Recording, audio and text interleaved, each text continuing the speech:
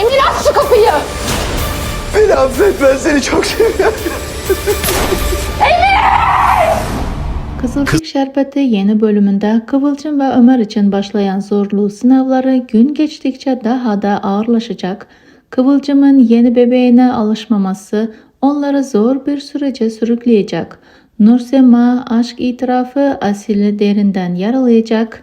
Asil bu evliliğe engel olmak istese de başaramayacak. Nursema ve İlhami evliliği Asil'i derinden sarsacak. Elif Asil'le yakınlık kurmak istese de Asil Elif'le arasına mesafe koyacak.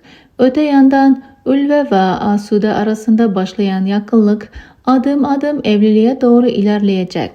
Önümüzdeki bölümlere doğru Abdullah ve Salkım'ın da araları bozulacak. Salkım kızını alıp Emir ve Çimen'le yaşamak zorunda kalacak. Peki arkadaşlar, sizler yeni bölümlerden neler bekliyorsunuz? Düşüncelerinizi bizimle paylaşmayı ve kanalımıza abone olmayı unutmayın.